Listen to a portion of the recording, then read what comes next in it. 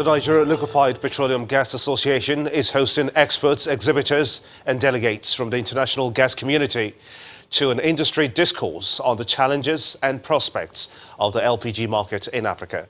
The organizers say that they hope to harmonize development and growth in the sector.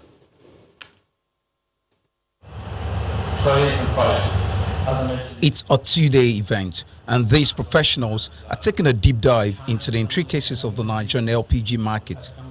The discussions are centered around improving the gains of the sector and how to drive the investment capital flow. The organizers say the potentials are enormous and there are numbers to show for it. Already demand this year by the end of the year will be at about 1 million metric tons. And next year we're looking at a growth of 1.5 to 2 million if everything falls in place. This conference will discuss how we are going to make this happen. There are also discussions around global supply, demand and pricing outlook and the impact on the African markets. Long hoped for growth and flowering of the LPG market in Africa is actually starting to happen. The real things are happening on the ground, real investments are being made. The government says there is an enabling environment for the sector to thrive and also attract investors. In the words of His Excellency, it's a game changer for the country if we can get to the target of 5 million tons that the government has set itself.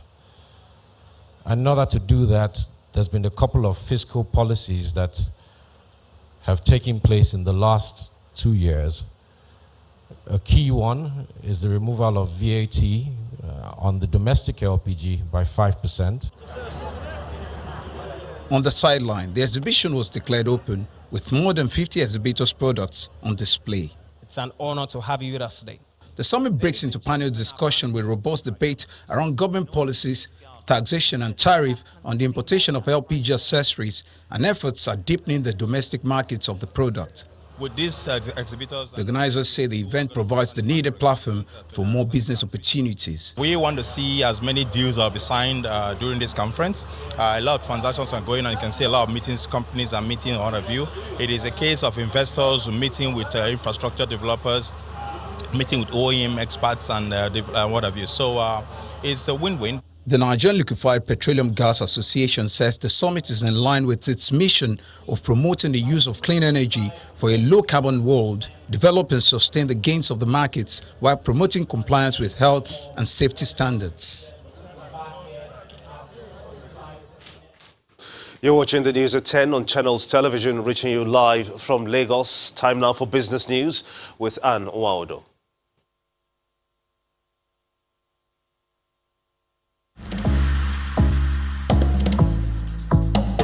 You First. First Bank.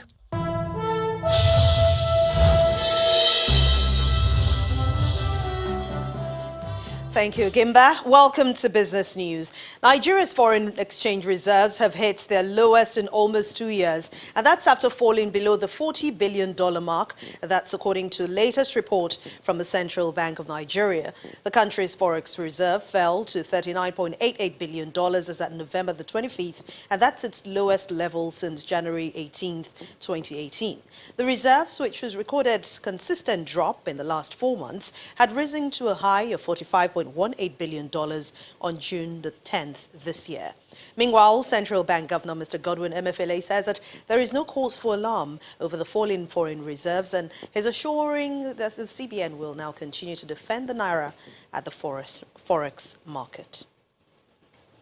Zenith Bank PLC is moving future forward with cutting-edge technologies that can provide innovative solutions to customers' numerous financial challenges. At the bank's tech fair right here in Lagos, the chairman of Zenith Bank, Jim Ovia, says that in a fast-changing world, customers now need to perform easy, fast and secure financial transactions anywhere seamlessly. The fair featured conversations and exhibitions to identify and finance innovations. Technology has revolutionized the way organizations conduct business by enabling small and large business perform transactions with ease. And one of Africa's leading financial institutions, Zenith Bank PLC, is latching on with its first tech fair. cybernetics, and information technology. And it's going to cut across all our lives, not just manufacturing alone. This time around, it's our lives, our entire lives itself. What are the expected benefits? The very first one is continuous improvement in quality of life. We've seen that in prior revolutions, but it's going to be a lot more now than ever before. New products and services, and this is a bit that scared me. If you look over the last 100 years, I see the kind of improvements we've had in products and services, and to think that they're even going to get even much better, it's a bit scary. Entrepreneurs take turns to pitch innovative ideas and solutions. $1,000 in Nigeria, and I want to send to America, and somebody wants to send $1,000 back. We just do local transfers. Current supply chain can get informations, customer feedback directly to the manufacturers. And what's a solution? It's a digital marketplace for retailers. Zenith Bank PLC is interested in these startups and ready to nurture the ideas. There are so many of our youth that are creating new innovations. They are creating good new startup companies, startup initiatives that we thought at Zenith Bank we need to support them, we need to encourage them, we need to empower them by way of sponsoring the various innovative ideas that they have. And we want to support them in the area of disruptive innovation.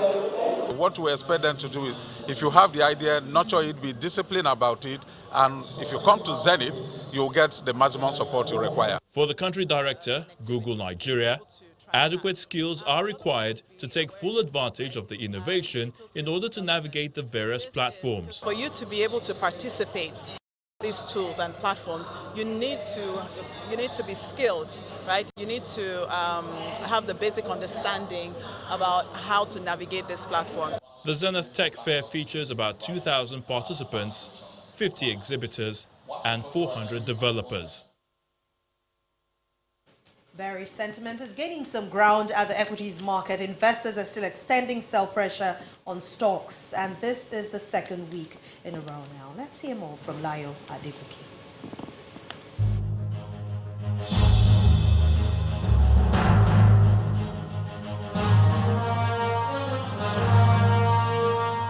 Hello and welcome to the Stock Market Report.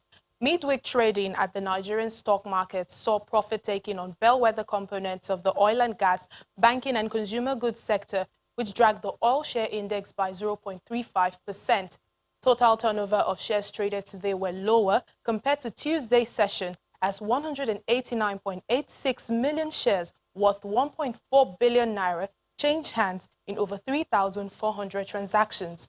Looking at the sectoral chart, we see that 4 out of the 5 sectors we track closed negative, with oil and gas taking the heaviest hit by 1.07%. Next is the banking index, which said 0.49%, and consumer goods, which lost 0.20%. Only the insurance counter closed the day in the green. Shares of Transcorp was the highest traded for the day in terms of volume, with 26.34 million, while Zenith Bank was the highest by value. AG11's Nigeria leads a list of 19 gainers by 10%, while GlaxoSmith led 24 other losers by 9.52%. Well, that's it on the Stock Market Report. I'm Layo Adegoke.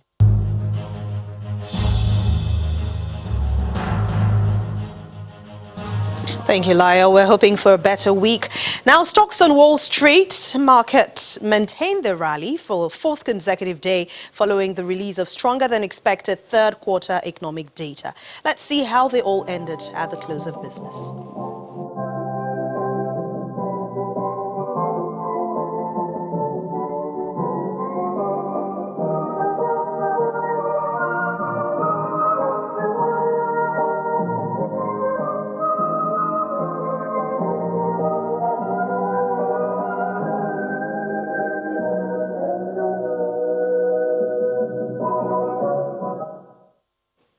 And that's Business News Tonight. Thank you for watching. I'm Anne Nwawadu. It's back to you, Gimba.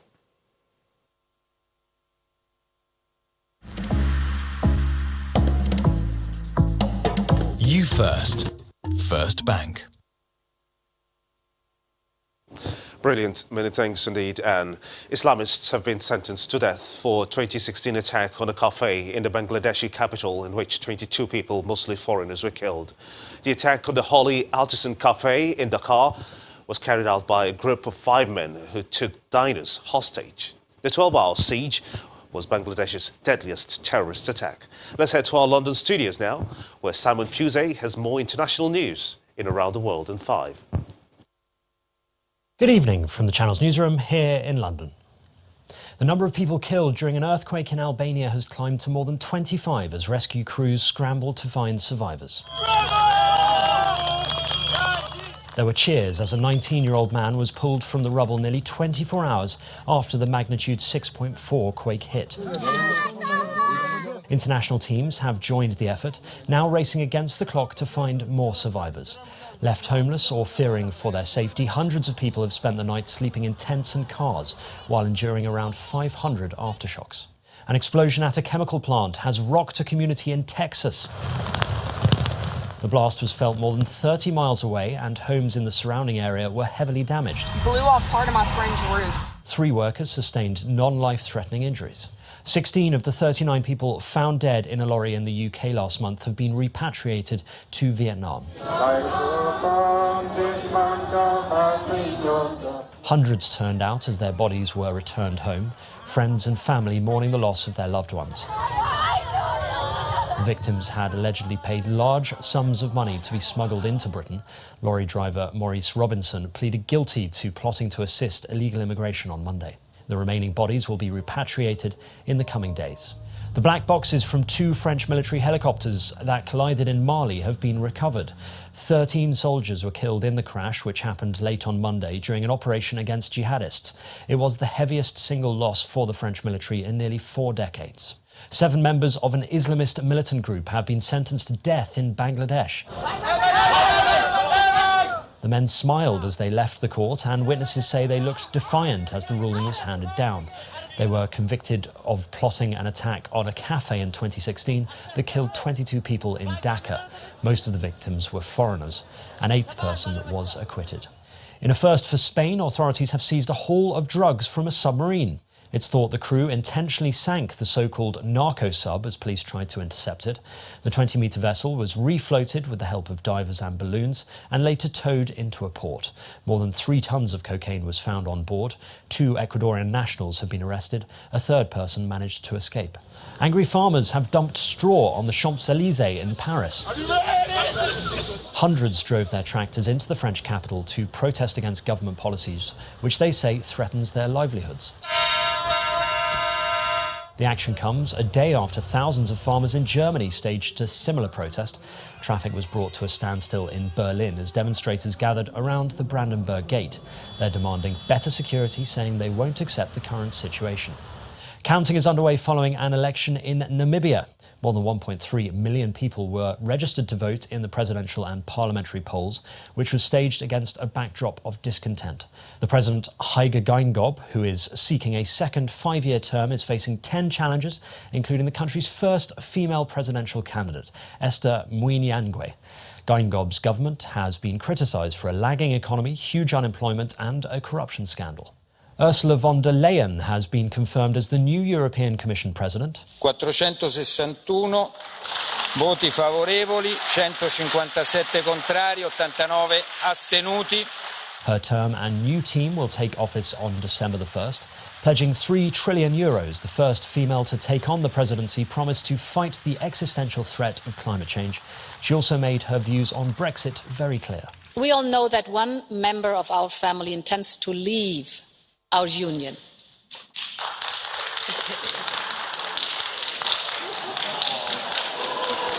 A vast majority of this House seems to be happy about the fact that a very, very, very small group in this House would not be able to clap as loud anymore. And I've never ever made any secret about the fact that I will always be a Remainer.